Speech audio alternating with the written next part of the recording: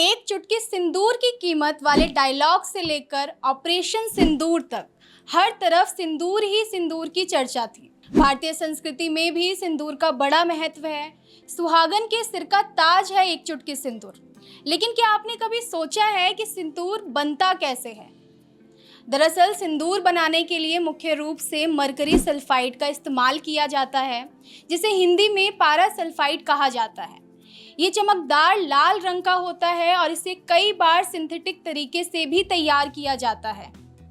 कुछ सिंदूर में प्राकृतिक सामग्री जैसे हल्दी, चूना और अन्य जड़ी बूटियों का भी इस्तेमाल किया जाता है।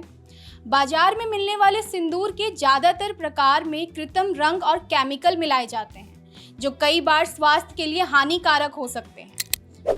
और अगर आपने सिंदूर खा लिया तो आपकी मौत भी हो सकती है।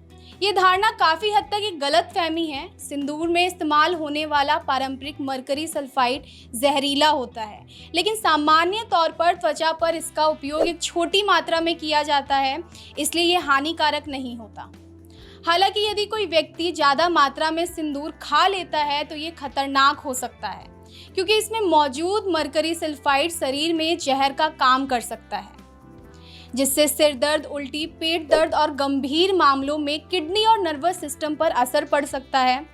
हाँ, सिंदूर का सेवन खतरनाक साबित हो सकता है, लेकिन चुटकी भर खाने से तुरंत जान नहीं जाती। चलिए जानते हैं आखिर कितने दिन में तैयार होता है सिंदूर।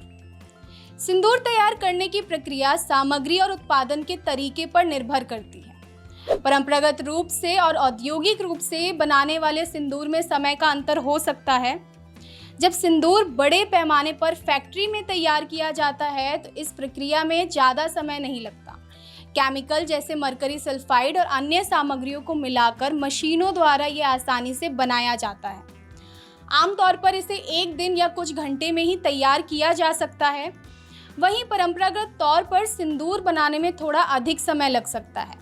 इसमें प्राकृतिक सामग्री जैसे हल्दी, चूना और जड़ी बूटियों का उपयोग होता है, जिसे सुखाने और सही मिश्रण तैयार करने में 2 से 3 दिन या कभी-कभी इससे अधिक समय भी लग सकता है। अब जानते हैं सिंदूर बनाता कौन है। बड़े पैमाने पर सिंदूर का उत्पादन फैक्ट्रियों में किया जाता है। इसमें केमिकल इंजीनियर और टेक्नीशियन काम करते हैं, जो सिंदूर के सही मिश्रण और उत्पादन की देखरेख करते हैं। ये कंपनियां सिंदूर के विभिन्न ब्रांड बनाकर बाजार में बेचती हैं। वहीं कई जगहों पर सिंदूर परंपरागत कारीगरों द्वारा भी तैयार किया जाता है। ये कारीगर ज़्यादातर ग्रामीण क्षेत्रों में होते हैं, जो प्राकृतिक और पारंपरिक तरीके से सिंदूर बनाते हैं। महिलाएं भी घरों में हल्दी और चूने से सिंदूर बनाती हैं, जिसे शादी और त्योहारों में इस्तेमाल किया जाता है। कुछ आयुर्वेदिक और हर्बल कंपनियां प्राकृतिक सामग्री से सिंदूर तैयार करती हैं। ये कंपनियां केमिकल फ्री और सुरक्षित सिंदूर बनाने के लिए जड़ी बूटियों का इस्तेमाल करती हैं। इस प्रक्रिया में थोड़ा ज़्यादा समय लग सकता है, क्योंकि सामग्री को तैयार और मिक्स करने में सावधानी बरती जाती है। आप लोगों ने कई बार सिंदूर के पौधे के बारे में भी सुना होगा, और नहीं सुना है तो आज जान लीजिए, सिंदूर का पौधा भी होता है। इस पौधे को अंग्रेजी में कुमकुम ट्री या कमीला ट्री भी कहते हैं। ये एक ऐसा पौधा होता है जिसमें से जो फल निकलते हैं उससे पाउडर और लिक्विड फॉर्म में सिंदूर जैसा लाल डाई बनता है। कई लोग इसे लिक्विड लिपस्टिक ट्री भी कहते हैं, क्योंकि इसमें से जो रंग निकलता है उससे प्राकृतिक तौर पर आपके होठों को भी रंग मिल सकता है। इस पौधे का औषधीय महत्व भी है। इसका साइंटिफिक नेम सिंदूरी बिक्सा ऑरेलाना है।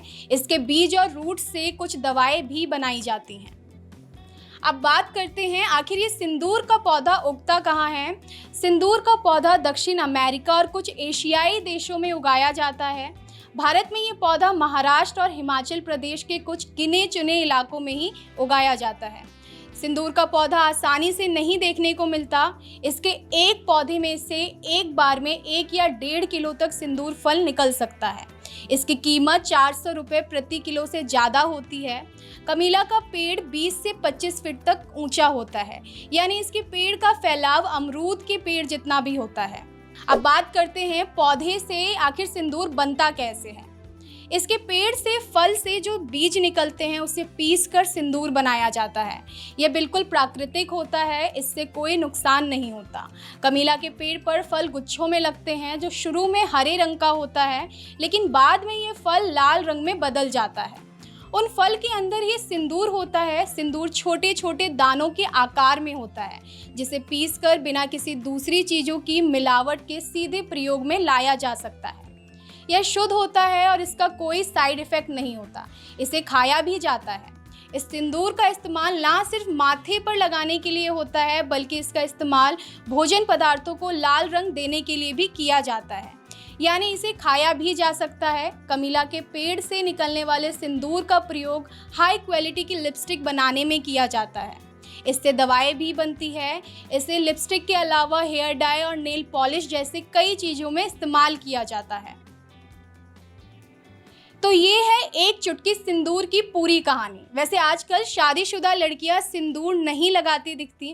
क्या आप लगाती हैं सिंदूर? कमेंट में बताइएगा ज़रूर।